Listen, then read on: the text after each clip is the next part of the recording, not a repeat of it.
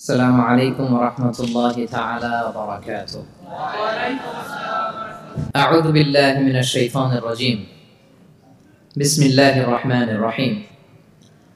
رسلا مبشرين ومنذرين لئلا يكون للناس على الله حجة بعد الرسل وكان الله عزيزا حكيما. صدق الله العظيم. আজকের আলোচনার টপিক হচ্ছে আল্লাহ তাআলা কেন এই পৃথিবীতে রাসূল প্রেরণ করেছেন। রাসূল প্রেরণের উদ্দেশ্য কি, নবী রাসূলদের পরিচয় এবং তাদের বৈশিষ্ট্য, এগুলো নিয়ে আমি আজকে আলোচনা করব এবং নবী রাসূলদের জীবনী থেকে আমাদের আসলে শিক্ষা কি, লেসনটা কি লেসন আমরা নিতে পারি, এই টপিকটা নিয়ে আলোচনা করব। টপিকটা কি সবার কাছে ক্লিয়ার? প্রথমে আমরা উদ্ধার করবার চেষ্টা করি যে কেন আল্লাহ এত রাসূল পাঠালেন পৃথিবীতে, কারণটা কি।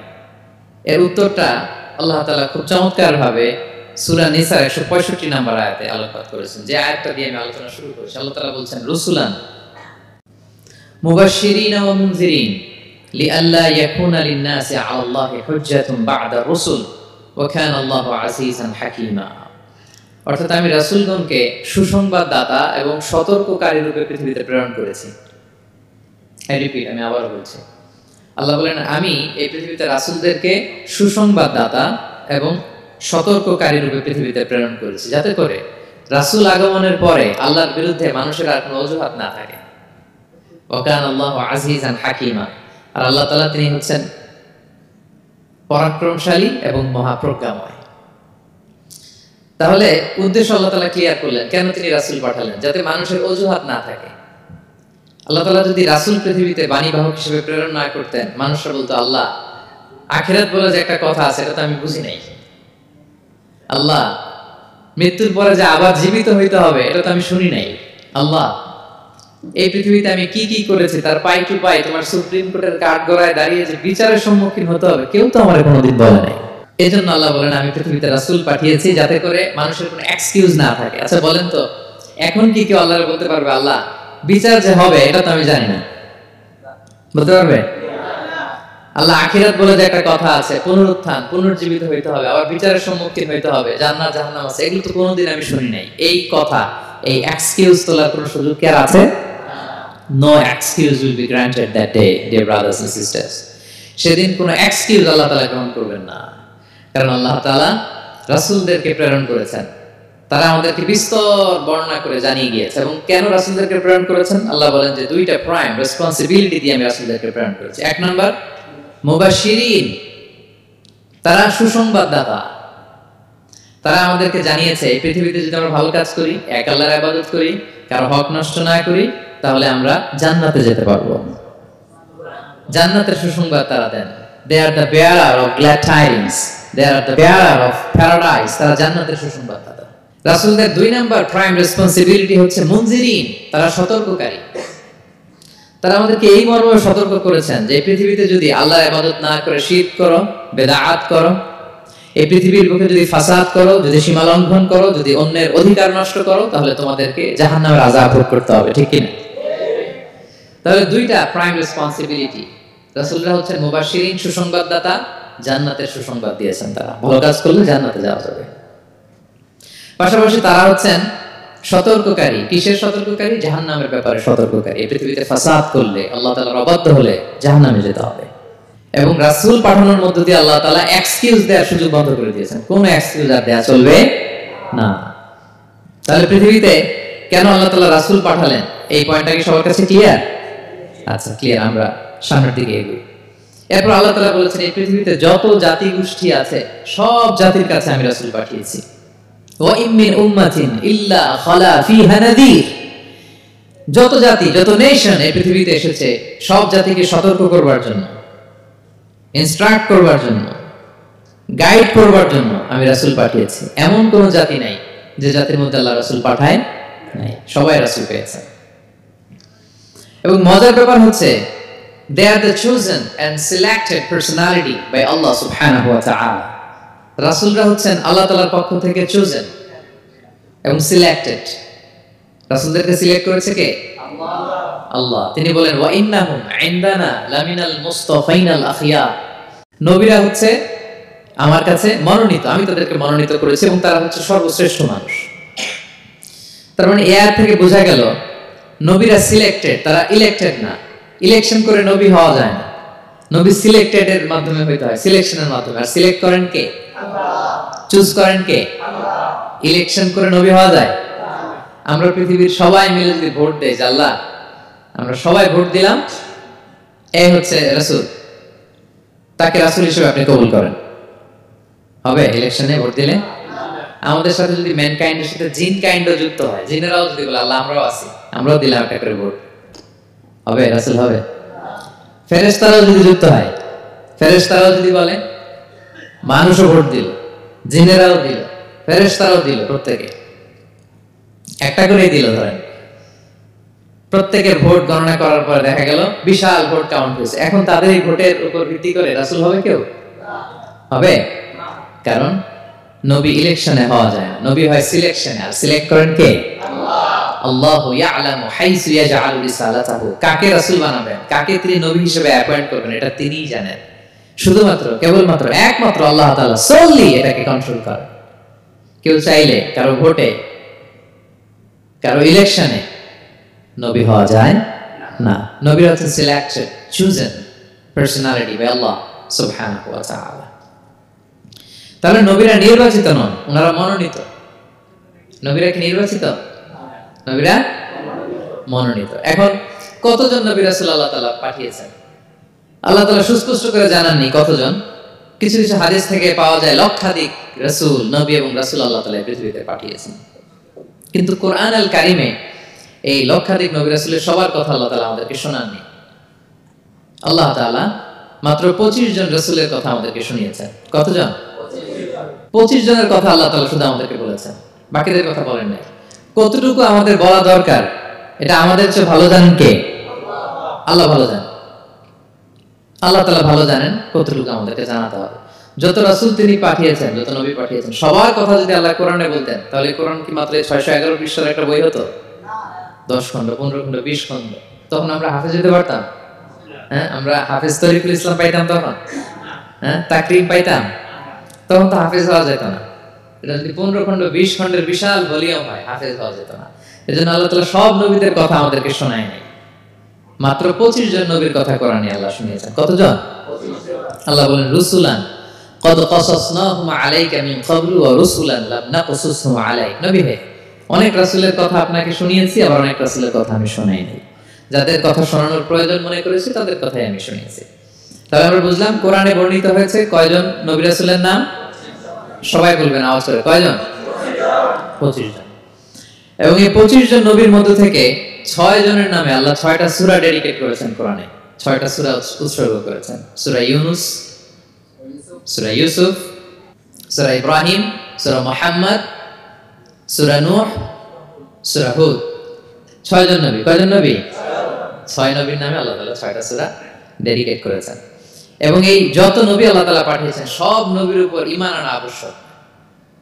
হ্যাঁ, it's compulsory to believe in every messenger sent by Allah subhanahu wa ta'ala.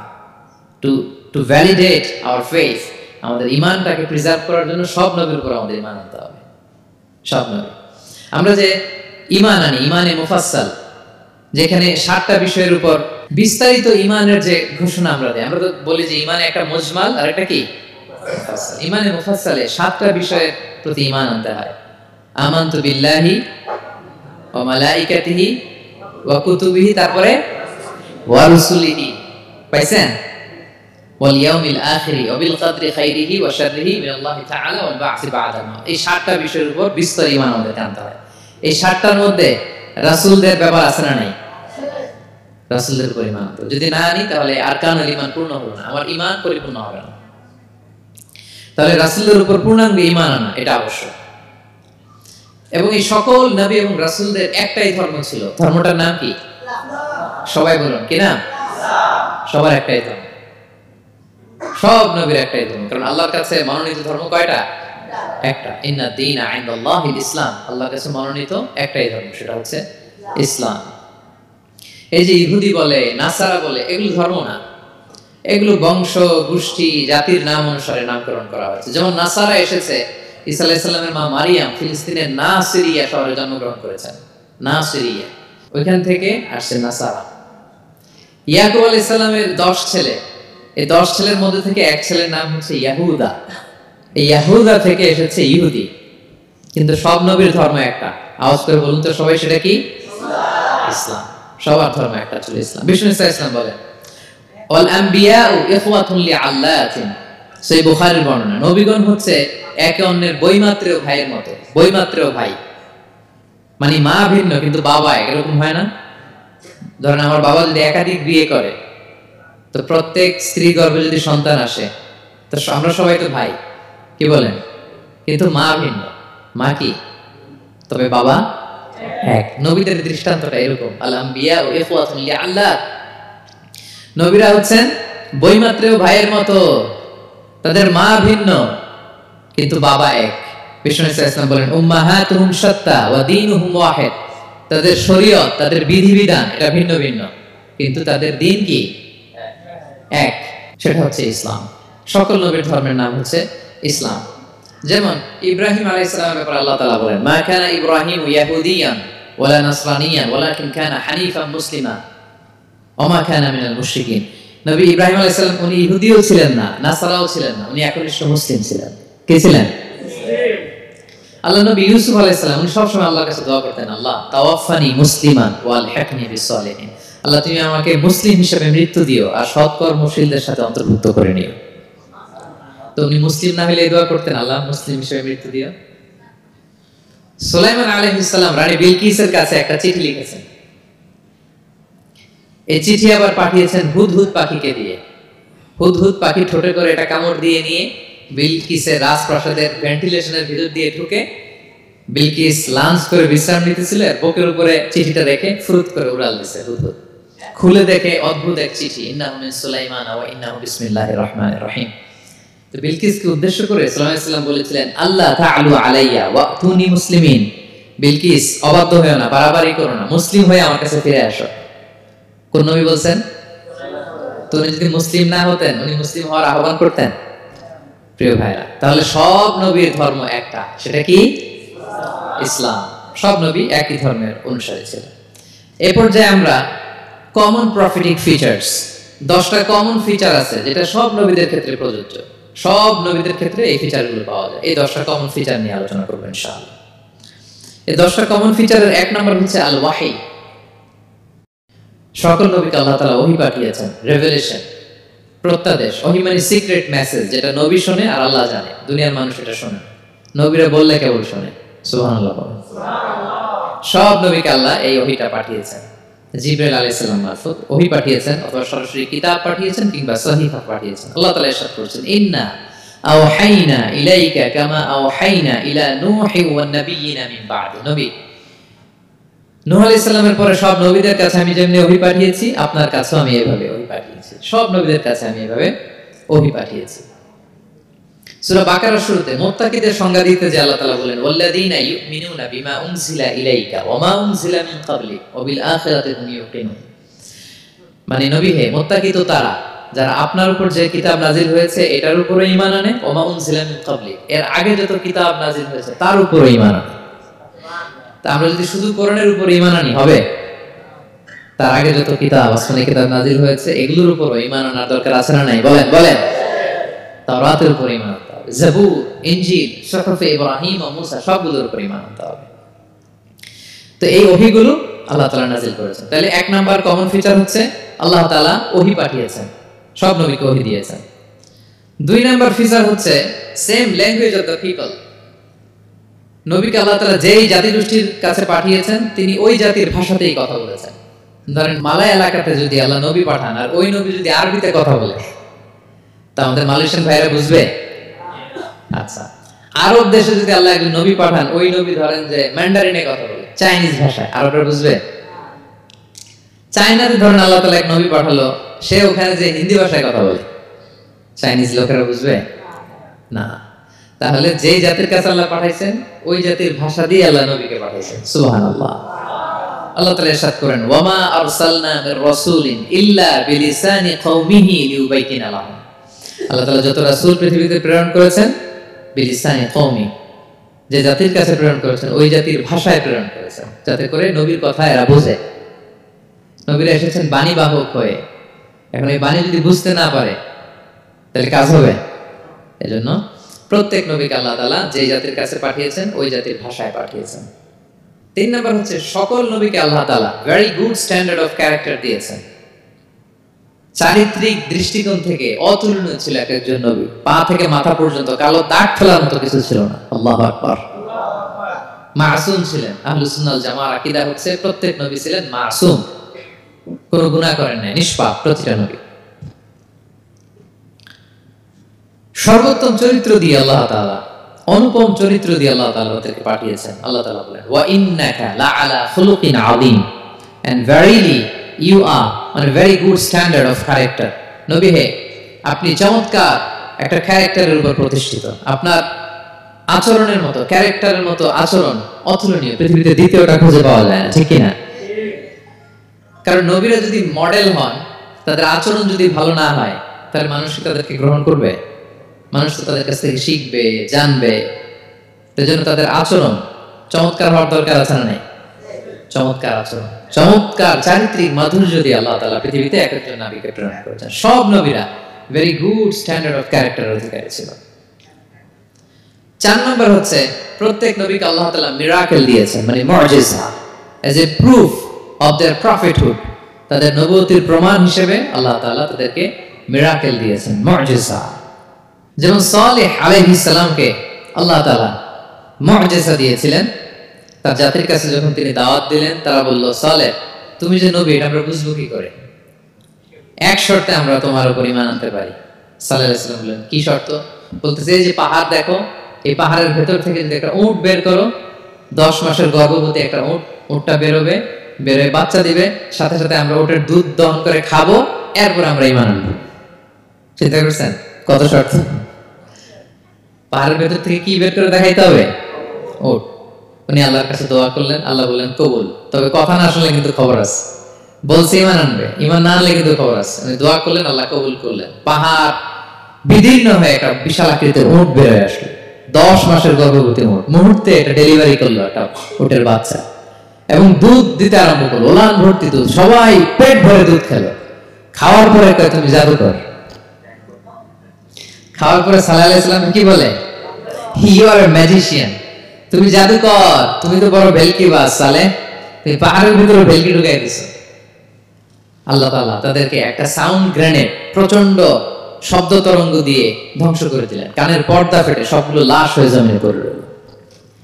তাহলে এই যে সালেহ আলাইহিস সালাম যেটা দেখাইছেন, এটা কি ভেলকি ছিল? ম্যাজিক ছিল? কি ছিল? মুআজিজা, miracle, as a proof of their prophethood। তাদের নবুয়তির প্রমাণ হিসেবে আল্লাহ তাআলা তাদেরকে মুআজিজা দিয়েছেন। মুসা আলাইহিস সালামের মুআজিজা কি ছিল? লাঠি। ফাআলকাহা ফাইযা হিয়া হাইয়াতুন তাসআ। ওই লাঠি রেখে দিলে মুভিং স্ন্যাক হয়ে যেত, নড়তেছে সাপ, ছবল মারবে। সুবহানাল্লাহ। এটা কি ম্যাজিক ছিল? কি ছিল? মুআজিজা। ঈসা আলাইহিস সালামকে আল্লাহ তাআলা মাইন্ড ব্লোয়িং মুআজিজা দিয়েছেন। অন্ধ ব্যক্তির চোখে হাত বুলিয়ে দিলেই দৃষ্টিশক্তি ফিরে পেত। ধবল রোগী, কুষ্ঠ রোগীর গায়ে টাচ করে দিলে স্কিন পরিষ্কার হয়ে যেত। মৃত ব্যক্তিকে দাঁড়াতে বললে মুহূর্তে দাঁড়িয়ে যেত। কুম বিইযনিল্লাহ, আল্লাহর আদেশে দাঁড়াও বললে লাশ জীবিত হয়ে দাঁড়িয়ে যেত। বেলকিবাজি ছিল এটা? কি ছিল? বিষ্ণু ঈসা ইসলাম দাওয়াত দিচ্ছেন কুরাইশদের, ওরা মানে না। বিষ্ণু নবী পাগল পড়া, বললেন, আচ্ছা বলো কুরাইশের লোকেরা কি বললে বিশ্বাস করবে যে আমি সত্য নবী? কি বললে বিশ্বাস করবে? তারা বলল, মুহাম্মদ ওই যে আকাশের চাঁদ, এটা 2 ভাগ করে দেখাইতে বললে বিশ্বাস করবে তুমি সত্য নবী। কি আবদার দেখছেন? হ্যাঁ, নবীদেরকে পেয়ে মামুর বাড়ির আবদার নিয়ে আসছিল এক এক জাতি গোষ্ঠী। বলে, মুহাম্মদ আকাশের জলজলে চাঁদটাকে যদি তুমি 2 ভাগ করে দেখাতে পারো তবেই বুঝবে তুমি নবী। বিষ্ণু ইসলাম আল্লাহর কাছে দোয়া করলেন, আল্লাহ বললেন, ঠিক আছে। ইখতারাবাতিস সাআতু ওয়ানশাক্কাল কমার ওয়া ইন ইয়ারাউ আয়াতান ইয়ারিদু ওয়া ইয়াকুলু সিহরুন মুস্তামির। বিষ্ণু নবী সাবাবা, এই আঙ্গুলের নাম কি? ইবহাম, সাবাবা, ওয়াসতা, বিনসার, খিনসার। হ্যাঁ, আমরা ইংরেজি নাম ঠিকই জানি, আরবিটা জানি না। ইবহাম, সাবাবা, ওয়াসতা, বিনসার, খিনসার। বিষ্ণু সাবাবা আঙ্গুলি উঠালেন, এটা শাহাদাত আঙ্গুলি বলা হয়, আসলে সাবাবা আরবিতে। তো বিষ্ণুনবী এভাবে আল্লাহর নাম নিয়ে চাঁদের দিকে ইঙ্গিত করলেন, মুহূর্তে আকাশের জ্যোৎস্না বিরানো চাঁদটা 2 ভাগ হয়ে গেল। কুরাইশরা দেখে তো অবাক। বিষ্ণু বললেন, এবার কথা অনুযায়ী ঈমান আনো। বলে, Muhammad, you are a magician. Muhammad, তুমি বড্ড বড় জাদুকর, তুমি চাঁদের মধ্যে জাদু লাগাই ফেলছো। নাউযুবিল্লাহি মিন যালিক। তাহলে আল্লাহ তাআলা age a proof of their প্রফিটহুড, তাদের নবুয়তের প্রমাণ হিসেবে প্রত্যেক নবীকে কি দিয়েছেন? মুআজিজা দিয়েছেন, সব নবীকে দিয়েছেন। 5 নাম্বার, সকল নবীর দাওয়াতি মিশন এক ছিল, একই মিশন নিয়ে নবীরা পৃথিবীতে এসেছেন। সেটা কি? তাওহীদ, রিসালাত, আখিরাত। আমার সাথে সাথে বলেন, তাওহীদ, রিসালাত, আখিরাত। তাওহীদ, রিসালাত, আখিরাত। এই তিনটা বুনিয়াদী শিক্ষা দিতে নবীরা এসেছে। তাওহীদ মানে ওয়াননেস অফ গড, আল্লাহ যে এক, সব নবী প্রচার করেছেন।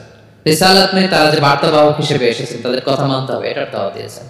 আখিরাত মানে হচ্ছে মৃত্যুর পরেও যে একটা জীবন আছে, সেই জীবনের ব্যাপারে প্রত্যেক রাসূলরা কি করেছেন? দাওয়াত দিয়েছেন। এবং কোন নবীর কথার সাথে আরেক নবীর কথার গরমিল পাওয়া যায় না, অমিল হয়নি। আচ্ছা বলেন তো, কখনো কি হয়েছে কোন এক নবী এসে বলছে যে মৃত্যুর পরে একটা জীবন আছে, আরেক নবী এসে বলছে না, মনে হয় নাও থাকতে পারে? বলছে? এক নবী এসে বলছে আমাদের স্রষ্টা আল্লাহ তাআলা তিনি একজন, আরেকজন বলছে না একজন না, 2-3 জন হতে পারে। এক নবী এসে বলছে ভালো করলে জান্নাত, খারাপ করলে জাহান্নাম, আরেক নবী এসে বলছে না, জান্নাত জাহান্নাম বলতে কিছু নাই। হয়েছে? হয়েছে? কোন নবীর কথার সাথে কোন নবীর কথার কোনো বৈপরীত্য নাই, কারণ প্রত্যেক নবীরা মন গড়া কিছু বলতেন না। ওমা ইয়ান্তিকু আনিল হাওয়া ইন হুয়া ইল্লা ওয়াহয়ুন ইউহা। নবীরা কথা বলতেন একটা হেডকোয়ার্টার থেকে তথ্য পেয়ে। ওই হেডকোয়ার্টারটা কার? আল্লাহ। ওই হেডকোয়ার্টার থেকে যে ইনফরমেশন আসতো সেটার আলোকে নবীরা কথা বলতেন, বানিয়ে কিছু বলতেন না। সব নবীরা দাওয়াত দিয়েছেন, ইয়া কওমি ইবুদুল্লাহ মা লাকুম মিন ইলাহিন গায়রু।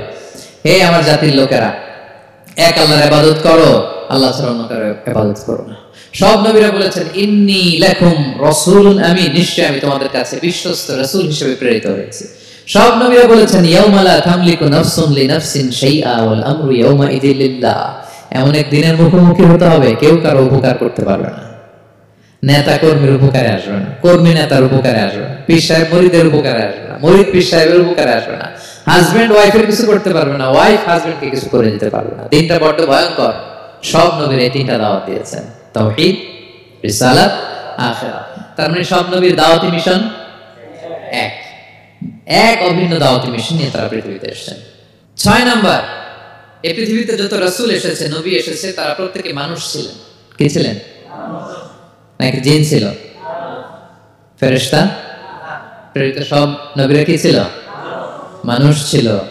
মক্কার কুরাইশরা বলতো মালি হাযা রাসূলি ইয়াকুলু আত-তাআমা ওয়া ইয়ামশি ফিল আসওয়াক। ব্যাপার কি, মুহাম্মদ আবার কেমনে রাসূল হয়? আমরাও বাজারে যাই, উনিও যায়, আমরাও বিয়ে করি, উনিও বিয়ে করে, আমাদেরকে মারলে কাটলে লাল রক্ত, ওনার রক্ত বেরোয়। তো তারা চাচ্ছিল, তারা বলতেছিল যে মানুষ না দিয়ে আল্লাহ যদি ফেরেশতা পাঠাইতো নবী হিসেবে তাইলে না ভালো হইতো। তালবাহান, এটা কি বলে? ফেরেশতা পাঠালে কি বলতো জানেন? ফেরেশতা পাঠালে বলতো ফেরেশতাদের তো ক্ষুধা লাগে না, এরা বুঝবে কি আমাদের কষ্ট? ফেরেশতাদের তো জৈবিক চাহিদা নাই, এরা কেমনে বুঝবে? ফেরেশতাদের তো খারাপ কাজ করার প্রবণতা, টেন্ডেন্সি নাই। আমাদের যে কষ্ট, দুঃখ, ফিলিং, সেটা তো ফেরেশতারা বুঝে না। ফেরেশতারা কেমনে আমাদের নবী হয়? এটা বলতো, ঠিক না? তালবাহানা বলে কেমন রাসূল, আমরা যা করি তাই করেন। আল্লাহ বলেন সব নবীকে আমি মানুষ হিসেবে প্রেরণ করেছি। বিষ্ণু ইসলাম বলেন ইন্নামা আনা বাশারুন মিসলুকুম, নিশ্চয় আমি তোমাদের মতোই মানুষ। তোমাদের মতোই কি মানুষ। তো পার্থক্য হচ্ছে ইউহা ইলাইয়া, আমার কাছে ওহী আসে, প্রত্যাদেশ আছে আল্লাহ তাআলার পক্ষ থেকে। তাহলে 6 নাম্বার যেই কমন ফিচার আমরা জানলাম, আল্লাহর পাঠানো সবগুলো নবী এবং রাসূল তারা কি ছিলেন? সবাই বলুন, তারা কি ছিলেন? মানুষ ছিলেন।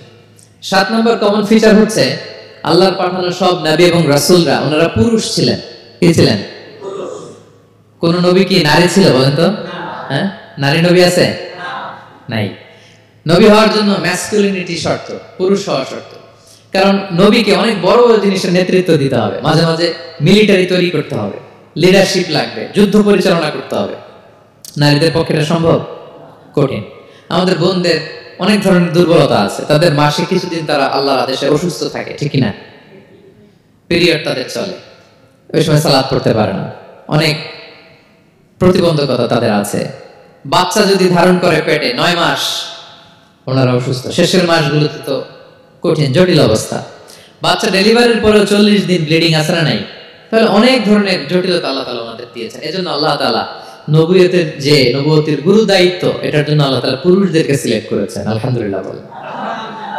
তাহলে যত নবী এবং রাসূল পৃথিবীতে এসেছিল ওনারা পুরুষ ছিল। আল্লাহ বলেন ওয়ামা আরসালনা মিন ক্বাবলিকা ইল্লা রিজালান নূহি ইলাইহিম, নবী হে মুহাম্মদ আপনার আগে যত নবী এবং রাসূলকে আমি পৃথিবীতে প্রেরণ করেছি তাদেরকে পুরুষ হিসেবে প্রেরণ করেছি, কোন নারীকে আমি নবুয়তের মর্যাদা দেই নাই। 8 নাম্বার, প্রত্যেক নবীকে আল্লাহ তাআলা একটা গ্রুমিং, একটা ট্রেনিং সেশনের মধ্য দিয়ে নিয়েছেন।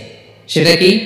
সেটা হচ্ছে সবাইকে আল্লাহ তাআলা শেফার্ড হিসেবে কাজ দিয়েছিলেন, রাখাল হিসেবে। পৃথিবীর সব নবীরা ছাগল চড়াতেন, সব, আদম আলাইহিস সালাম থেকে শুরু করে বিষ্ণু আলাইহিস সালাম পর্যন্ত। সুবহানাল্লাহ পড়বেন না? বিষ্ণু আলাইহিস সালাম বলেন মা বা'আসাল্লাহু নাবিয়্যান ইল্লা রাআল গানাম, আল্লাহ এমন কোন নবী পাঠায় নাই যেই নবী ছাগল চড়ায় নাই, সব নবী। সাহাবারা অবাক হয়ে বললেন ওয়া আনতা ইয়া রাসূলুল্লাহ, হে নবী আপনিও ছাগল চড়িয়েছেন? বিষ্ণু বললেন হ্যাঁ, আমি তো অল্প কিছু পারিশ্রমিকের বিনিময়ে মক্কার লোকদের ছাগল চড়িয়ে দিলাম। সুবহানাল্লাহ। কেন সব নবীকে দিয়ে আল্লাহ ছাগল চড়ালেন? এই ট্রেনিং সেশন, গ্রুমিং সেশন কেন? কারণ ছাগলকে একসাথে বসানো কঠিন। ছাগল একটু কি বলে, একটু টেরা টাইপের প্রাণী, কথা শুনতে চায় না। ধরেন যে সারা সপ্তাহ আপনি খুব ব্যস্ত, একদিন সুযোগ পাইছেন সপ্তাহে যে আজকে আমি ফ্রি আছি, যাই পুকুরে যাই, আমি গোসল করি, ছাগলটারও গোসল করে। এটা ধরে যদি এখন পুকুরের দিকে টান দেন, কি করবে? পা দুটো এমন শক্ত করে মাটিতে ধরে রাখবে, আপনি যত টানবেন ওর ঘাড়ের চামড়া ছিঁড়ে যাচ্ছে, তারপরেও আসে না। এরপর ছাগলগুলোর একসাথে রাখা কঠিন, একটা নেচে ওদিকে যায়, আরেকটা লাফ দেয় এদিকে, আরেকটা ওইদিকে। এদেরকে যদি কেউ একত্রিত করতে পারে তাহলে এই জাতিকে, মানব জাতিকে একত্রিত করা তার জন্য একেবারে সহজ, পানি ভাত, ঠিক কিনা? এই জন্য আল্লাহ এই মানব গোষ্ঠীর উপর লিডারশিপ কায়েমের আগে ছাগল চড়িয়েছেন। এবং যারা মরুভূমিতে ছাগল চড়ায়, যে শেফার্ড গুলো, যে রাখালগুলো, তাদের অনেক শক্তিশালী হইতে হয়। গায়ে শক্তি না থাকলে ছাগল চড়ানো যায় না, কিন্তু লাঠি নিয়ে হই হই করে পিছনে দৌড়াইতে হয়, নেকড়ের ছোবল থেকে ছাগলগুলোকে রক্ষা করতে হয়, বাঘ নেকড়ে এগুলো থেকে বাঁচাইতে হয়। তার মানে এটা করার মধ্য দিয়ে এই জাতিকে কিভাবে জাহান্নামের আগুন থেকে বাঁচাবে নবীদের ওই ট্রেনিং হয়ে যায়। সুবহানাল্লাহ। ছাগলের দিক ওদিক দৌড়াতে থাকে, এদেরকে যেমনি একত্রিত করতে হবে, নবীদের কাজ হচ্ছে মানব গোষ্ঠীকে ইউনাইটেড করা, একত্রিত করা। এজন্য আল্লাহ তাআলা মা বা'আসাল্লাহু নাবিয়্যান ইল্লা রাআল গানাম, এই পৃথিবীতে এমন কোন নবী পাঠান নাই যেই নবীকে দিয়ে আল্লাহ তাআলা ছাগল চড়ান নাই। সব নবীর মধ্যে এটা কমন। 8 নম্বর পয়েন্ট। 9 নম্বর পয়েন্ট হচ্ছে enmity from their own people. যত নবী দাওয়াত নিয়ে আসছে তারা চ্যালেঞ্জের মুখোমুখি হয়েছেন, শত্রুতার মুখোমুখি হয়েছেন। কেউ ওনাদের জন্য রেড কার্পেট রিসেপশন দেয় নাই। নবীদের পথ ছিল বড় পিচ্ছিল, এটা কুসুমাস্তীর্ণ ছিল না, কণ্টকাকীর্ণ। কেউই সহজে মেনে নেয় নাই। দাওয়াত দিছে তো রিজেক্ট, সবাই প্রত্যাখ্যান করেছে, সবাই প্রত্যাখ্যান করেছে। এটা কমন ছিল, প্রত্যেক নবীকে এটা মুখোমুখি হতে হয়েছে। Mockery, vulgarism, operation, mental torture, physical torture and what not, সব ধরনের। ইভেন অনেক নবীকে হত্যা করা হয়েছে দিনের দাওয়াতের কারণে। বনী ইসরায়েলের লোকেরা তাদের নিজেদের 70,000 নবীকে নিজেরা হত্যা করেছে। এমনকি আমার নবী বিশ্ব নবী মুহাম্মদ রাসূলুল্লাহ সাল্লাল্লাহু আলাইহি ওয়াসাল্লামকে হত্যার ষড়যন্ত্র করা হয়েছিল। আল্লাহ তাআলা দয়া করে বিশ্ব নবীকে হিজরতের ব্যবস্থা করে দিয়ে প্রাণে বাঁচিয়েছেন, মক্কা থেকে মদিনাতে পাঠিয়ে দিয়েছেন। তাহলে এই পথ বড় কঠিন ছিল, নবীদের পথ, সব নবীর জন্য, এক্সেপ্ট সুলাইমান এবং দাউদ আলাইহিস সালাম, তাদের কথা ভিন্ন। এছাড়া সব নবীরা এই সংগ্রাম, এই বিরোধিতা, এই শত্রুতা, এই জেলাসি, এগুলোর মুখোমুখি হয়েছে পৃথিবীর সকল নবীরা, সকল নবীরা। বিষ্ণু ইসলাম ঘুমাতে পারে নাই একটা রাত শান্তিতে। বিষ্ণুর বায়োগ্রাফি যদি আপনি পড়েন, জীবনে যদি পড়ে দেখেন, প্রত্যেকটা নবীর জীবনে এই কষ্টকর মুহূর্তগুলো ছিল। শত্রুতা সব নবীকে পোহাতে হয়েছে। বিষ্ণু ইসলামের কাছে যখন প্রথম নাজিল হলো ইকরা বিসমি রাব্বিকাল্লাযী খালাক, সূরা আলাকের প্রথম কয়টা আয়াত? 5 আয়াত নিয়ে কোরআনের ভারে নতুন রেভেলেশন পেয়ে বিষ্ণুনবী কাঁপতে আরম্ভ করলেন। কাঁপতে কাঁপতে জ্বর এসে গেল বিষ্ণুনবীর গায়ে, নিচে নেমে আসলেন। খাদিজা রাদিয়াল্লাহু তাআলা আনহাকে বললেন সাম্মিলুনি সাম্মিলুনি, আমাকে কম্বল চাপা দাও, আমার খুব শীত লাগছে, আমার জ্বর এসে গিয়েছে। কাঁপতে লাগলেন বিষ্ণু সাল্লাল্লাহু আলাইহি ওয়াসাল্লাম। খাদিজা রাদিয়াল্লাহু তাআলা আনহার এক চাচাতো ভাই ওয়ারাকা ইবনে নাওফল ছিল ইনজিল কিতাবের পণ্ডিত খাদিজা রাদিয়াল্লাহু তাআলা বিষ্ণুকে নিয়ে চাচাতো ভাইয়ের কাছে গেলেন, যে বলেন, ভাই ওরাকা দেখেন তো মুহাম্মদ কি বলে, সে কি দেখছে, কি নিয়ে আসছে, কাঁপতেছে আর বলতেছে আমি মরে যাবো, আমাকে কম্বল চাপা দাও। ওরাকা বললেন, মুহাম্মদ কে এসেছিল বলতো? বিষ্ণু জিবরাইল ইসলামের বর্ণনা দিলেন। কি বলেছে বলতো? 5 আয়াতের বর্ণনা বিষ্ণু ইসলাম দিলেন। তখন বিষ্ণু ইসলামের কথা শুনে ওরাকা বলল, তোমার কাছে যে এসেছে ও হুয়া নামুস, মানে জিবরিল, সে সব নবীদের কাছে এসেছে। মুহাম্মদ তুমি নবী হবা, তুমি কি হবা? তুমি নবী হবা, আখিরি নবী হবা তুমি। যে তোমার কাছে এসেছে সে সব নবীদের কাছে ওহী নিয়ে এসেছিল। আর জেনে রাখো মুহাম্মদ, তোমার এলাকার লোকেরা একদিন তোমাকে এলাকা থেকে বের করে দিবে। ভবিষ্যৎবাণী করতেছিলেন। বিষ্ণুনবী বললেন, আওয়া মুখরিজিয়াহুম, আমার ভাই ব্রাদার, আমার জ্ঞাতি গোষ্ঠীর লোকেরা আমার এলাকা ছাড়া করবে? ওরাকা বললেন, হ্যাঁ। লাম ইয়াতি রাজুলুন কাত্তু বিমিসলি মা জিতা বিহি ইল্লা উদিয়া, তোমার মতো এরকম রিসালাতের দায়িত্ব নিয়ে যারাই কোনো জাতির কাছে এসেছে তাদের সাথে এরকম শত্রুতা করা হয়েছে। বিষ্ণু ইসলাম সেদিনের কথা শুনে, ওরাকার কথা শুনে অবাক হয়েছিলেন। তাহলে সব নবীদের ক্ষেত্রে 9 নম্বর কমন বৈশিষ্ট্য হচ্ছে তাদেরকে বাধার সম্মুখীন হতে হয়েছে। এখনো যারা নবীদের পথে চলবে বা চলে, তাদের জীবনে বাধা বিপত্তি আছে না নাই? হ্যাঁ, তারা জেনে বুঝেই এই পথে এসেছে, তারা হিসাব মিলিয়েই এই পথে নেমেছে। এজন্য বাধা বিপত্তি চ্যালেঞ্জ কোন মুমিনকে তার রাস্তা থেকে সরাতে পারে না, ঠিক কিনা বলেন? এক চুলো নড়াতে পারে না। এটা নবীদের পথ, এটা নবীওয়ালা কাজ। এখানে জুলুম থাকবে, এখানে বাধা বিপত্তি থাকবে, এখানে চ্যালেঞ্জ থাকবে।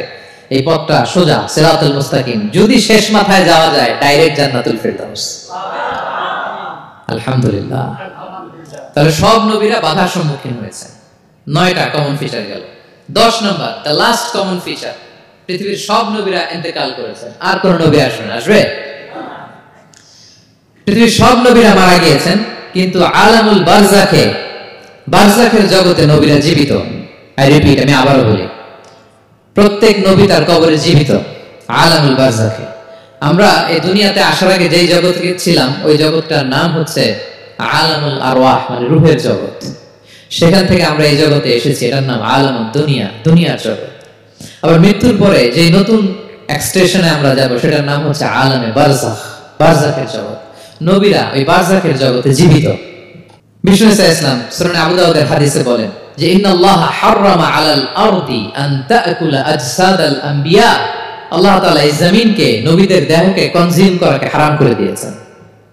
মানে জমিনের জন্য নবীদের লাশকে পচিয়ে ফেলা, খেয়ে ফেলা হারাম। যত নবী যেখানে ইন্তেকাল করেছেন, তাদের পবিত্র দেহ মোবারক এখনো আগের মতো একেবারে, যখন মৃত্যুবরণ করেছিলেন তখন লাশটা যেমন তাজা ছিল, এখনো প্রত্যেকে তার কবরে এরকম তাজা লাশ নিয়ে শুয়ে আছে। প্রত্যেক নবী কবরে জীবিত। বিষ্ণু ইসলাম ওনার কবরে জীবিত। তবে এটা বারজাখী জগতে। এই দুনিয়াতে উনি যেভাবে জীবিত ছিলেন ওইভাবে না, বারজাখী জগতে জীবিত। আমরা যখন প্যারা নবীর উপর সালাম পৌঁছাই, দরুদ পড়ি, প্রত্যেক ফেরেশতা, একটা ফেরেশতা আছে এই দরুদগুলোকে নিয়ে বিষ্ণুর কাছে পৌঁছায়। আপনার বাবার নাম, আপনার নাম বলে ফেরেশতা বলে যে অমুকের ছেলে অমুক আপনাকে সালাম দিয়েছে। বিষ্ণুর কবর থেকে নিজে ওই সালামের উত্তর বলে, কারণ বিষ্ণু ইসলাম বারজাখের জগতে তিনি জীবিত। হায়াতুন নবী, বারজাখের জগতে তিনি জীবিত। আরেক হাদিসে বিষ্ণু ইসলাম বলেন, আল আম্বিয়া ওয়া আহইয়াউন ফি কুবুরিহিম ইউসাল্লুন, নবীরা তাদের কবরে জীবিত, সেখানে তারা সালাত আদায় করে। নবীরা তাদের কবরে কি করে? সালাত আদায় করে। তাহলে এই 10টা হচ্ছে কমন ফিচার্স এমন প্রফেটস। সব নবীদের মধ্যে এই বিষয়গুলো পাওয়া যায়। সর্বশেষ পয়েন্ট হচ্ছে lessons from the life of the prophets. এত নবী রাসূল আল্লাহ তাআলা আমাদের হেদায়েতের জন্য পাঠালেন, তাদের জীবনী থেকে আমাদের জন্য শিক্ষা কি, লেসন কি, এটা জানার দরকার আছে না নাই? বলেন, কি লেসন আমরা নিব? অনেক লেসন আছে। আমি সংক্ষিপ্ত পরিসরে দুই একটা বলি। আমি আমার মিজানুর রহমান আজহারি ভেরিফাইড ইউটিউব চ্যানেলে প্রফেট সিরিজ নামে একটা সিরিজ করেছি, 25 পর্বের। কোরআনে কয়জন নবীর নাম উল্লেখ হয়েছে? 25। আর আমার চ্যানেলে কয় পর্ব? তার মানে 25 জন নবীর ব্যাপারে আমি ওয়েল ডকুমেন্টেড ম্যানারে একাডেমিকলি আলোচনা করেছি। আপনারা শুনবেন, আপনাদের জন্যই করেছি, শুনবেন আপনারা। এবছর 21শে বইমেলায় আপনারা শুনেছেন আমার একটা বই প্রকাশিত হয়েছে। বইয়ের নাম হচ্ছে জেগে ওঠো আবার। এটা আমি নিজে লিখেছি। আরেকটা বই 6 খণ্ডের আমি সম্পাদনা করেছি, সেটা হচ্ছে ছোটদের নবী রাসূল। বইটার নাম কি? ছোটদের নবী রাসূল। সত্যায়ন প্রকাশন থেকে 6 পর্বের খুব চমৎকার গ্রাফিক্যাল ইউজার ইন্টারফেস দিয়ে আপনার সোনামণিরা, বাচ্চারা তারা জেনে যাবে যে তাদের আসল আইকন কারা, তাদের আসল সুপার হিরো কারা, তাদের অনুসরণীয় অনুকরণীয় ব্যক্তিত্ব হবে কারা। এই বইটা লিখতে, সম্পাদনা করতে আমাদের অনেক চ্যালেঞ্জ আমরা ফেস করেছি, কারণ এটা আপনাদের জন্য লিখছি কাদের জন্য? বাচ্চাদের জন্য। আমি বাচ্চাদেরকে গল্প শোনাচ্ছি এরকম একটা ভাব নিয়ে লিখেছি। আমি বারবার ভেবেছি যে আমার ছোট্ট মেয়েটাকে যদি আমি শোনাই, ওকে বুঝাইলে ও কিভাবে বলে বুঝবে। গল্পের মতো করে খুব রস দিয়ে, আনন্দ দিয়ে প্রতিটা বাক্য এভাবে সাজানো হয়েছে। 6 খণ্ডের ছোটদের নবী রাসূল সিরিজ, যদি সুযোগ হয় আপনারা সংগ্রহ করবেন। বড়দের নিয়েও আমরা নবী রাসূলের উপর আমাদের সামনে কাজ আসবে, আমরা জানাবো। তো আজকের এই কায়েত ফাউন্ডেশন বাংলাদেশের এই প্রোগ্রাম সর্বশেষ যে পয়েন্টটা আপনাদের সামনে আমি উপস্থাপন করতে চাই সেটা হচ্ছে lessons from the life of the prophets. নবী রাসূলদের জীবনী থেকে আমাদের জন্য কি শিক্ষা। 25 জন নবীকে কভার করা সম্ভব হবে না। আমি সেখান থেকে মাত্র 7 জন নবীর জীবনী থেকে 7টা শিক্ষা 7 মিনিটে বলে আমরা শেষ করে দেব ইনশাআল্লাহ বিইذنিল্লাহ। প্রথমে আমরা শুনবো সাইয়েদনা আদম আলাইহিস সালামের জীবনী থেকে শিক্ষা। পৃথিবীর প্রথম নবী কে ছিল বলেন তো? আদম আলাইহিস সালাম। আমরা যেমনি আমাদের শৈশব ছিল, কৈশোর ছিল, যৌবন, তারপর বার্ধক্যের দিকে যাচ্ছি, ওনার কি এরকম ছিল? আদম আলাইহিস সালামের শৈশব ছিল না? ছিল? কৈশোর ছিল? কনফিউশনে পড়ে গেছে। ছিল না। মজার ব্যাপার হচ্ছে ওনার শৈশব কৈশোর ছিল না, ওনাকে আল্লাহ সৃষ্টি করতে যুবক করে সৃষ্টি করছে। সুবহানাল্লাহ। তো আসতে কেন? সৃষ্টি করতেই যুবক, 60 হাত লম্বা। কয় হাত? 60 হাত লম্বা করে তৈরি করছেন আদম আলাইহিস সালামকে। আপনারাও যারা জান্নাতে যাবেন 60 হাত লম্বা হয়ে ঢুকবেন, 33 বছরের যুবক হয়ে ঢুকবেন। 80 বছর বয়সে মারা গেল, কত বছর বয়সে ঢুকবেন? গালে কোনো দাড়ি থাকবে না। এই দুনিয়ায় দাড়ি রেখে নেন, ওখানে দাড়ি ছাড়া উঠবেন একেবারে কোনো জুরদা মুর্দা। ও আবনাউ সালাসাম ওয়া সালাসিন, 33 বছরের তাগড়া ইয়াং সুপারস্টার হয়ে জান্নাতে ঢুকবো আমরা। তো আদম আলাইহিস সালামকে আল্লাহ প্রথম নবী করে পৃথিবীতে পাঠালেন। ওনাকে জান্নাতে সব খাইতে বললেন যে সব খাও, একটা গাছের কাছে যেও না। কিন্তু শয়তান সে তার মিশন নিয়ে আসে। সে আদম আলাইহিস সালামকে ভুলভাল বোঝালো, আদম আর হাওয়াকে, যে একটা কাজ করো, আল্লাহ তাআলা তোমাকে না করছে কেন জানো? আল্লাহ তো চায় না তুমি জান্নাতে থাকো, আল্লাহ চায় তোমাদেরকে দুনিয়াতে পাঠিয়ে দিবে। তো তুমি যদি এই গাছের ফল খেয়ে ফেলো, আল্লাহ আর দুনিয়াতে পাঠাতে পারবে না। কিন্তু আল্লাহ চায় তোমাদেরকে কই পাঠাবে? কিন্তু যদি গাছের ফল খেয়ে ফেলো আর পাঠাতে পারবে না। এজন্য আল্লাহ নিষেধ করছে গাছের ফল খায় না। চিন্তা করছেন? উল্টা, পুরো উল্টোটা বুঝাইছে। তো ভুল করে সাইয়েদনা আদম আলাইহিস সালাম খেয়ে ফেলছেন এই ফল। খাওয়ার পরেই আল্লাহ তাআলা পাঠিয়ে দিলেন পৃথিবীতে, যাও জমিনে যাও, এই জান্নাতে থাকা যাচ্ছে না। কাঁদতে আরম্ভ করলেন আদম আর হাওয়া আলাইহিস সালাম, কাঁদতে অনুতপ্ত হয়ে আল্লাহর কাছে দোয়া করলেন। তো পুরো আদম আলাইহিস সালামের জিন্দেগীর সবচেয়ে বড় শিক্ষা হচ্ছে রিপেন্টেন্স, অনুতপ্ত হওয়া। কি হওয়া? অনুতপ্ত হওয়া। আমরা ভুল করব, কুল্লুকুম খাত্তাউন, আমরা সবাই পাপী। সবাই কি পাপী? কে পাপ করি না? আমরা সবাই পাপী। কিন্তু মনে রাখবেন, আমাদের পাপ যত বড় হোক, আল্লাহর রহমতের দরিয়া তার চাইতেও বড়, অনেক বড়। তিনি দয়াময়, তিনি মেহেরবান, তার দয়ার শেষ নাই, তার মায়ার শেষ নাই। তার রহমতের দরিয়া যে কত বড় আপনি কল্পনাও করতে পারবেন না। শয়তান আর আমাদের মধ্যে পার্থক্য হচ্ছে, শয়তান পাপ করে পাপে অটল থাকে, কিন্তু বিশ্বাসীরা পাপ করার সাথে সাথেই ক্ষমা চায় কার কাছে? এটা হচ্ছে আদম আলাইহিস সালামের জীবনী থেকে আমাদের জন্য সবচেয়ে বড় লেসন। সাইয়েদনা আদম আলাইহিস সালাম উনি ভুল করে যখন বুঝতে পারলেন, অনুতপ্ত হলেন, চোখের পানি ছাড়লেন। 2 ফোঁটা পানি আল্লাহর কাছে সবচাইতে প্রিয়। এক হচ্ছে জিহাদের ময়দানে মুজাহিদের গা বেয়ে ঝরে পড়া রক্তের ফোঁটা, 2 হচ্ছে অনুতপ্ত বান্দার চোখের পানির ফোঁটা। অনুতপ্ত বান্দা নিজের ভুল স্বীকার করে মাথাটা নিচু করে চোখের পানি ছেড়ে দিয়ে যখন আল্লাহর কাছে কাঁদে, তার চোখের পানি চোখ বেয়ে নাকের ডগা বেয়ে জমিনে ড্রপ করার আগেই আল্লাহ তার সব গুনাহ মাফ করে দেয়। সাইয়েদনা আদম আলাইহিস সালাম কাঁদতে আরম্ভ করলেন, কাঁদতে অনুতপ্ত হয়ে দোয়া করলেন, রব্বানা যালামনা আনফুসানা ওয়া ইল্লাম তাগফির লানা ওয়া তারহামনা লানাকুনান্না মিনাল খাসিরিন। রব্বানা, হে আমাদের রব, যালামনা আনফুসানা, আমরা আমাদের নফসের উপর জুলুম করেছি, ভুল করেছি, অন্যায় করেছি, অপরাধ করেছি। ওয়া ইল্লাম তাগফির লানা, আল্লাহ তুমি যদি ক্ষমা না করো, তুমি যদি মাফ না করো, লানাকুনান্না মিনাল খাসিরিন, আল্লাহ আমরা ধ্বংস হয়ে যাব, আমরা ক্ষতিগ্রস্ত হয়ে যাব, আমরা লুজার হয়ে যাব। এই বাক্যগুলো বলে বলে যখন আল্লাহ তাআলার কাছে দোয়া করলেন, আল্লাহর রহম হলো। আল্লাহ দয়া করে সাইয়েদনা আদম আর হাওয়া আলাইহিস সালামকে ক্ষমা করে দিলেন। ক্ষমা করে আবার জান্নাতের এন্ট্রির ঘোষণা দিলেন যে আবার দুনিয়ার জীবন শেষ করে আসো, যেখান থেকে আসছিলে আবার ওখানে ঢুকতে পারবে। তাহলে আদম আলাইহিস সালামের জীবন থেকে আমরা যে লেসনটা পাই সেটা কি ভাই? বলেন বলেন। অনুতপ্ত হওয়া, রিপেন্টেন্স। আমরাও যদি জীবনে ভুল করি কি করবেন? ভুলের উপর অটল থাকবেন? অনড় থাকবেন? একগুঁয়ে ধরে বসে থাকবেন? সীমা লঙ্ঘন করবেন? আমরা ক্ষমা চাইব। কার কাছে ক্ষমা চাইব? ক্ষমা দেওয়ার জন্য তিনি বসে থাকেন। শেষ রাতে আল্লাহ প্রথম আসমানে চলে আসেন। প্রথম আসমানে এসে ডাকতে থাকেন, আলা মিন মুস্তাগফিরিন আগফির আলা, কে ক্ষমা চাবা? কে পাপ করেছে, জুলুম করেছে, বলো, আমি ক্ষমা দেওয়ার জন্য আসছি। আলা মিন মুস্তারজিকিন আরযুক আলা, কার রিজিকের দরকার, কার চাকরি নাই, কার ব্যবসা মন্দা, আমার কাছে চাও, আমি আল্লাহ বাড়িয়ে দেব। কার কি লাগবে বল, আমি দেব। আল্লাহ তাআলা দেওয়ার জন্য আসছে, আমি নেয়ার জন্য উঠতে পারি না। আমরা যেন আল্লাহ তাআলার কাছে চাই বেশি বেশি, এবং ভুল করলে যেন আমরা অনুতপ্ত হই। ভুল করলে আমরা কি হব? সাইয়েদনা আদম আলাইহিস সালামের জীবন থেকে আমরা এটা শিখলাম। 2 নম্বরে সাইয়েদনা নূহ আলাইহিস সালামের লাইফ থেকে আমরা কি শিখি? ওনার লাইফ থেকে আমরা শিখি হচ্ছে কনসিস্টেন্সি, মানে লেগে থাকা। ভালো কাজের জন্য কি করা? লেগে থাকা।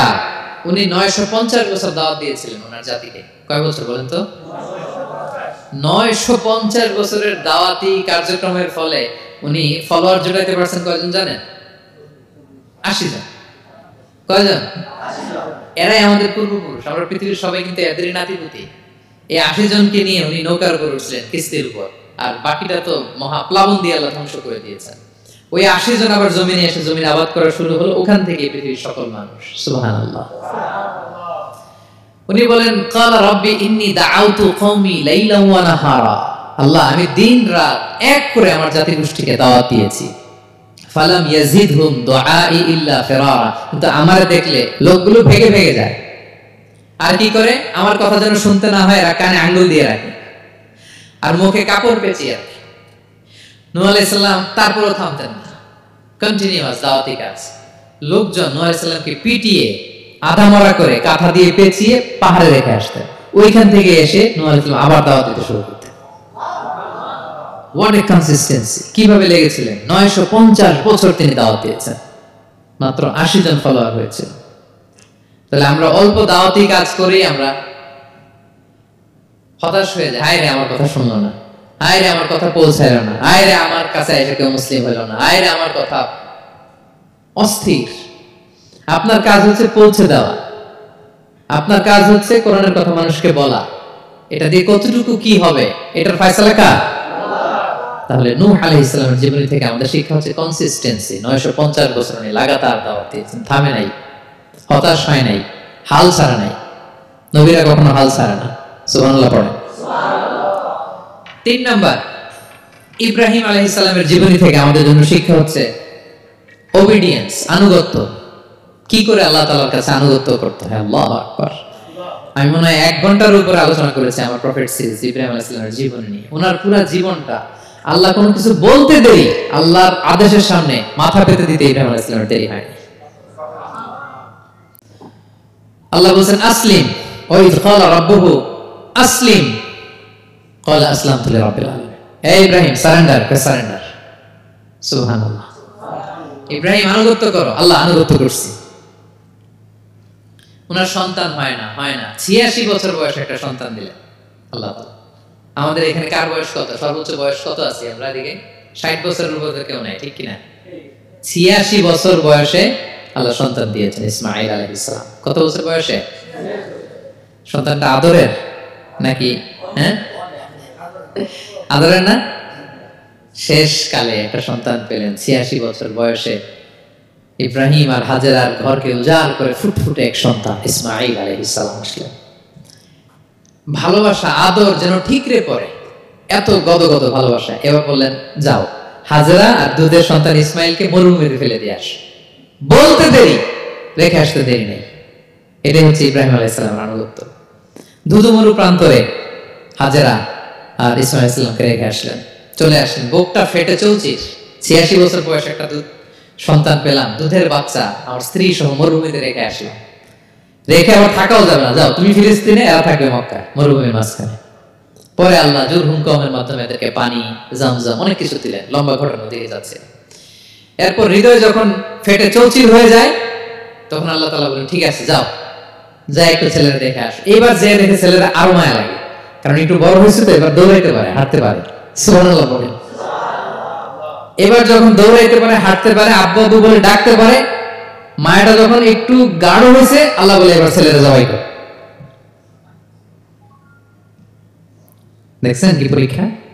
86 বছর বয়সে সন্তান পেল, রেখে আসলো মরুভূমিতে, একটু বড় হইল, দেখা করতে গেল, এবার বলে জবাই করো। জবাই করো বলতে দেরি, ছুরি চালাতে দেরি হয়নি। কুরবানির ইতিহাস, লম্বা ইতিহাস, দিকে যাব। এরপরে আল্লাহ কবুল করলেন। এরপরে বললেন, বাপ বেটা মিলে মরুভূমির মধ্যে ঘেমে ঘেমে একটা ঘর বানাও। এরপরে ঘোষণা দাও মানুষকে, যেটা আমার ঘর। বাপ বেটা মিলে কষ্ট করে একটা ঘর বানালেন। এবার বললেন, আজান দাও, ঘোষণা দাও, সবাই যেন এখানে আসে। আল্লাহ কারে ঘোষণা দিল? কেউ তো নাই। বলতেছে, তুমি ঘোষণা দাও, এই ঘোষণার শব্দ পৃথিবীর সব মানুষের কর্ণকুহরে আমি আল্লাহ নিজ দায়িত্বে পৌঁছে দেব। আমরা যারা রূহের জগতেও তখন ছিলাম, যারা লাব্বাইক বলতে পেরেছি, তাদের ঠিকই নসিবে ওই কাবা ঘর জিয়ারতের নসিব হয়ে যাবে। উনি ঘোষণা দিলেন, দেখেন কেউ নাই, ধুধুমরু প্রান্তর। আজকের মক্কাকে কল্পনা করেন তো কি অবস্থা। এই রমজানের লাস্ট 10 days অফ রমাদান আপনি জায়গা পাবেন? হজের চেয়েও বেশি মানুষ। কিভাবে আল্লাহ কবুল করেছেন, কিভাবে আনুগত্য, সাবমিসিভনেস, নিজেকে আল্লাহর কাছে পুরো সুপর্দ করা, এর নমুনা সাইয়েদনা ইব্রাহিম আলাইহিস সালাম পেশ করেছেন।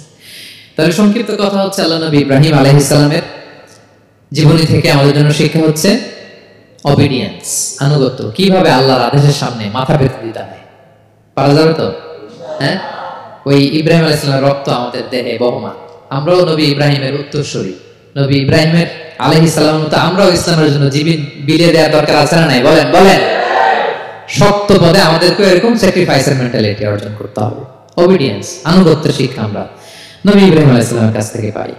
4 নম্বর, ইয়াকুব আলাইহিস সালাম, ওনার জীবনী থেকে শিক্ষা হচ্ছে পেশেন্স, ধৈর্য। আমাদের অনেকের ধৈর্য নাই, আমরা অস্থির, অল্পতে ধৈর্য হারায় ফেলি। ধৈর্য এমন একটা গাছ, এই গাছের সারা গায়ে অনেক কাঁটা, কিন্তু এই গাছের ফল বড্ড মিষ্টি। ধৈর্য এমন একটা গাছ, গাছের সারা গায়ে কি, কিন্তু ফলটা। ইয়াকুব আলাইহিস সালামের কলিজার টুকরা ইউসুফ আলাইহিস সালামকে ভাইয়েরা মেরে আহত করে কুয়ায় ফেলে দিছে। কুয়া থেকে নিয়ে মিশরে বিক্রি করে দিছে। এখন এতিম হয়ে আরেক জায়গায় থাকে। বাবার কলিজা ফেটে যায়, ছিঁড়ে যায়, কিন্তু কাউরে বিচার দেয় না, কাউরে কিছু বলে না। উনি বলে, ইন্নামা আশকু বাসি ওয়া হুজনি ইলাল্লাহ, আমার দুঃখ, কষ্ট, মনের জ্বালা, যন্ত্রণা আমি একজনের বলি, তিনি কে? আল্লাহ। ধৈর্য ধারণ করলেন। প্রাপ্তবয়স্ক অবস্থায় ওনার ছেলে বানিয়ামিন, তাকেও হারালেন। আবার বলে, আমি কাউরে বিচার দেই না, একজনের বলি, তিনি কে? আল্লাহ। এই দুই ছেলের শোকে কাঁদতে কাঁদতে অন্ধ হয়ে গেল। আল্লাহু আকবার। সাইয়েদনা ইয়াকুব আলাইহিস সালাম একবারও ধৈর্য হারা হন নাই। তাহলে আল্লাহ নবী ইয়াকুব আলাইহিস সালামের জীবনী থেকে আমাদের জন্য শিক্ষা হচ্ছে পেশেন্স। বিপদে আমরা কি ধরবো? ধৈর্য ধারণ করব। 5 নম্বরে, ইউসুফ আলাইহিস সালামের জীবনী থেকে আমাদের শিক্ষা হচ্ছে he is the archetype of good character, উন্নত চরিত্রের মডেল। আমার যুবক ভাইয়েরা, কায়েদ ফাউন্ডেশন বাংলাদেশের আজকের ইফতার প্রোগ্রামে যুবক যারা এসেছো, তোমাদের জন্য শিক্ষা আর্কিটাইপ অফ গুড ক্যারেক্টার। চরিত্র কিভাবে হেফাজত করতে হয়, এর মডেল, প্রেরণার বাতিঘর। তাগড়া যুবক, পৃথিবীর সবচেয়ে সুন্দর পুরুষ ইউসুফ আলাইহিস সালাম। তাকে দেখে ওই সময়ের আরেক বিশ্ব সুন্দরী জুলাইখা প্রেমে মাতোয়ারা, গোপন কক্ষে নিয়ে প্রেম নিবেদন করেছে। বলেছে, ইউসুফ কাক পক্ষে টের পাবে না। আল্লাহ নবী ইউসুফ আলাইহিস সালাম এটা প্রত্যাখ্যান করলেন। জোরাজুরি করলো, প্রত্যাখ্যান করলেন। মারধর করা হলো, প্রত্যাখ্যান করলেন। সবশেষে আলটিমেটাম দিল, যদি আমার কথা মতো না চলো জেলখানায় ভরবো। উনি বললেন, ক্বালা রাব্বি সিজনু আহাব্বু ইলাইয়া মিম্মা ইয়াদউনানি ইলাই। আল্লাহ, এই পাপের কাজের চেয়ে জেলখানায় আমার জন্য ভালো। বিনা অপরাধে, বিনা দোষে এক যুগ মিথ্যা অপবাদে কারাবন্দী ছিলেন সাইয়েদনা ইউসুফ আলাইহিস সালাম। তারপরেও চরিত্রের ব্যাপারে এক বিন্দু কম্প্রোমাইজ করেন। যুবক ভাইরা, চরিত্র বড় দামি সম্পদ। সম্পদ গেলে সম্পদ আসে, স্বাস্থ্য গেলে স্বাস্থ্য আসে, একবার চরিত্র নষ্ট হলে ওই চরিত্র আর ফিরে পাওয়া যায় না। সেদিন ইউসুফ আলাইহিস সালামের জীবনী থেকে আমাদের শিক্ষা হচ্ছে চরিত্রকে কিভাবে প্রিজার্ভ করতে হয়। এটা 6 নম্বরে সেদিন ঈসা আলাইহিস সালামের জীবনী থেকে আমাদের জন্য শিক্ষা হচ্ছে স্লেভারি, দাসত্ব। কারণ আমরা সবাই গোলাম একজনের, বলেন তো কার গোলাম? আল্লাহর গোলাম। কিন্তু ওনার সব উম্মতেরা মানে খ্রিস্টানরা তাকে বলে সান অফ গড, উনি নাকি আল্লাহর সন্তান। নাউজুবিল্লাহ পড়েন। ওনার মা ম্যারি মানে মারিয়াম আলাইহিস সালাম নাকি আল্লাহর স্ত্রী। নাউজুবিল্লাহ। কিন্তু উনি জন্মের পরেই দুধের শিশু মায়ের কোলে বসে একটা ছোট্ট ভাষণ দিয়েছিলেন, বলেছিলেন ইন্নী আব্দুল্লাহ আতানিয়াল কিতাবা ওয়া জাআলানি নাবিয়্যা। আল্লাহ আমাকে আল্লাহর গোলাম বানিয়ে পাঠিয়েছেন। দেখেন কি নবী, প্রথমে এসে বলেন আমি কিন্তু রাসূল, একে তো দুধের শিশু, মুখের প্রথম কথা কি ইন্নী আব্দুল্লাহ, আমি আল্লাহর গোলাম। যাতে করে পুরো খ্রিস্ট সমাজের বিরুদ্ধে দলিল হয়ে থাকে যে তোমাদের নবী পৃথিবীতে এসে তার মুখ নিঃসৃত প্রথম শব্দটাই ছিল আমি আল্লাহর দাস, আমি আল্লাহর গোলাম। এবং উনাকে ওনার মাকে আল্লাহ স্পেশাল ইন্টারোগেট করবেন কিয়ামতের দিন, ঈসা মারিয়াম তোমরা কি বলে আসছিলা যে তুমি আমার বউ আর তুমি আমার সন্তান? ওনারা কাচুমাচু করে থার করে কাঁপবে আল্লাহর সামনে, কারণ এটা শিরকের প্রশ্ন। তারা বলবে আল্লাহ আমরা যদি বলতাম আপনি তো জানতেন, আপনি যা শিখিয়েছেন আমরা তাই বলেছি। আল্লাহ জানেন যে উল্টা কিছু বলে নাই, তারপরও কোটি কোটি মানুষের সামনে এত বিশাল জনগোষ্ঠী কেন এই নবীকে আল্লাহর সন্তান বললো? আল্লাহ তাআলা ঈসা আলাইহিস সালামকেও ছাড়বেন, জিজ্ঞেস করবেন। তিনি বলবেন আল্লাহ আমি যে তোমার গোলাম এটার দাওয়াত দিয়েছি, আর আজীবন গোলামের মতোই ছিলাম।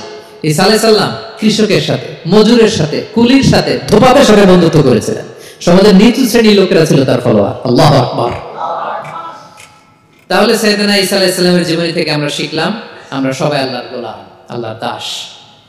সর্বশেষ নবী, বিশ্ব নবী, পেয়ার নবী মুহাম্মদুর রাসূলুল্লাহ সাল্লাল্লাহু আলাইহি সাল্লামের জীবনী থেকে কি শিক্ষা? এই শিক্ষা তো বলতে গেলে ঘন্টার পর ঘন্টা লাগবে। একটা শিক্ষা শুধু বলি, সেটা হচ্ছে মার্সি। ওমা আরসালনাকা ইল্লা রাহমাতাল লিল আলামিন। I have sent you as a mercy for the entire universe. নবী হে, আমি আপনাকে গোটা বিশ্বের সবার জন্য রহমত করে প্রেরণ করেছি। তিনি মানুষের জন্য রহমত, তিনি প্রাণীর জন্য রহমত, তিনি পাখির জন্য রহমত, তিনি স্ত্রীদের জন্য রহমত, তিনি উম্মতের জন্য রহমত, তিনি তার ফলোয়ার সাহাবীদের জন্য রহমত। ঠিক কি না? তিনি কত রহমতের নবী ছিলেন? বিষ্ণু সাল্লাল্লাহু আলাইহি কতটা রহমতের নবী ছিলেন? ছোট একটা উদাহরণ দিয়ে শেষ করি। বিষ্ণু সাল্লাল্লাহু বলেন লিকুল্লি নাবিয়্যিন দাওয়া মুস্তাজাবা। আল্লাহ প্রত্যেকটা নবীকে একটা করে দোয়ায়ে মুস্তাজাবা দিয়েছেন। মানে এমন দোয়া, এই দোয়া করতে দেরি কিন্তু দোয়া কবুল হতে দেরি হয়।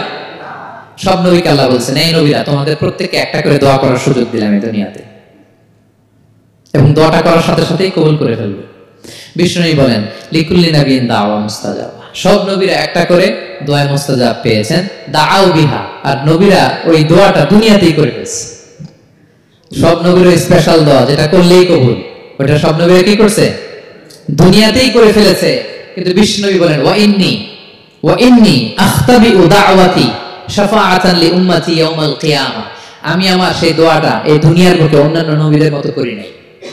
আমি আমার দোয়াটা আমার গুনাহগার উম্মতের জন্য কিয়ামতের কঠিন দিনে তারা যখন মুসিবতে পড়ে যাবে ওই মুসিবত থেকে বাঁচার জন্য ওই দোয়াটা আমি আমার উম্মতের জন্য রেখে দিয়েছি। ওয়া ইন্নী আখতাবিউ দাওয়াতি শাফাআতান লি উম্মতি ইয়াউমাল কিয়ামা। সব নবীরা এই দোয়াটা করেছে, দুনিয়াতেই কবুল হয়ে গিয়েছে। কিন্তু বিষ্ণু বললেন আমি চাইলে এই দোয়াটা করতে পারতাম। তায়েফের ময়দানে বিষ্ণু ওই দোয়া করলে বিষ্ণুবীর গা দিয়ে রক্ত ঝরে না। কুরাইশদের সাথে বিষ্ণুবীর 3 বছর জেল খাটা লাগে না। মদিনাতে বিষ্ণুবী অনেক না খেয়েছিলেন, পেটে পাথর বেঁধেছিলেন, দোয়া করলে জান্নাত থেকে খাবারের বস্তা চলে আসতো, মরতেই কবুল। জীবনের কোন কঠিন পরিস্থিতিতে বিষ্ণুবী এই দোয়াটা করেনি। বিষ্ণু বলেন আমি আমার এই দোয়াটা স্পেশালি আমার গুনাহগার উম্মতের জন্য রেখে দিয়েছি। কিয়ামতের কঠিন ময়দানে আমার গুনাহগার উম্মত যখন বিপদে পড়ে যাবে তাদেরকে ওই বিপদ থেকে বাঁচানোর জন্য এই দোয়াটা আমি প্রিজার্ভ করে দিয়েছি। বিষ্ণু ইসলাম আমার জন্য এই দোয়াটা রেখে দিয়েছেন। প্রিয় ভাইরা, এই দোয়াটা আপনার জন্য রেখে দিয়েছেন। বিষ্ণু নবী দোয়াটা আমাদের জন্য রেখে দিয়েছেন। চাইলে এই দুনিয়াতে এই দোয়াটা করতে পারতেন, করেন নাই। সব নবীরা করে ফেলেছেন। এজন্য বিষ্ণু নবীকে বলা হয়েছে ওমা আরসালনাকা ইল্লা রাহমাতাল লিল আলামিন। নবী হে, I have sent you as a mercy for the entire universe. গোটা বিশ্বের জন্য আপনাকে আমি রহমত করে প্রেরণ করেছি। আপনি রহমতের নবী, আপনি দয়ার নবী, মায়ার নবী। বিষ্ণুনবীর জীবনী থেকে শিক্ষা হচ্ছে আমরাও যেন আমাদের অধীনস্থ যারা আছে তাদের প্রতি যেন রহমদিল হই, আমরা আমাদের প্রতিবেশীদের প্রতি যেন রহমদিল হই, আমরা আমাদের ফ্যামিলির সদস্যদের প্রতি যেন রহমদিল হই। এই মার্সি, এই দয়া মায়ার ছোঁয়া যেন বিষ্ণুনবীর উম্মত হিসেবে আমাদের হৃদয়ে থাকে। সবাই পড়ি আমিন। তাহলে সম্মানিত সুধী, নবীদের এই লাইফ লেসন থেকে আমরা যেগুলো শিখলাম এগুলো আমাদের জীবনে বাস্তবায়নের দরকার আছে না নাই? বলেন বলেন। বেশি বেশি নবীদের জীবন চর্চা করবেন তো? প্রফেট সিরিজের যে লেকচারগুলো আপনাদের জন্য রেখেছি আপনারা শুনবেন তো? সবাই ছেলে মেয়েদেরকে নবীদের জীবনী শেখাবেন তো? তারাই হচ্ছে আমাদের রিয়েল হিরো, তারাই হচ্ছে সুপার হিরো, দে আর আওয়ার আইকন। এবং আমাদের হেদায়েতের জন্য তাদেরকে আল্লাহ তাআলা আমাদের কাছে পাঠিয়েছেন নবী হিসেবে, রাসূল হিসেবে। নবীরা যেই পথে চলেছেন, যে দিক নির্দেশনা আমাদেরকে দিয়েছেন, আমরা যেন আমাদের জীবনকে ওই পথে ওই মতে পরিচালিত করতে পারি। আল্লাহ তাআলা আমাদের সবাইকে কথাগুলো বোঝা আর আমল করার তৌফিক দান করুন। হাদা মা ইনদি ওয়াল ইলমু ইনদাল্লাহ আলাইহি তাওয়াক্কালতু ওয়া ইলাইহি উনীব। ওয়াসসালামু আলাইকুম ওয়া রাহমাতুল্লাহি তাআলা ওয়া বারাকাতুহু।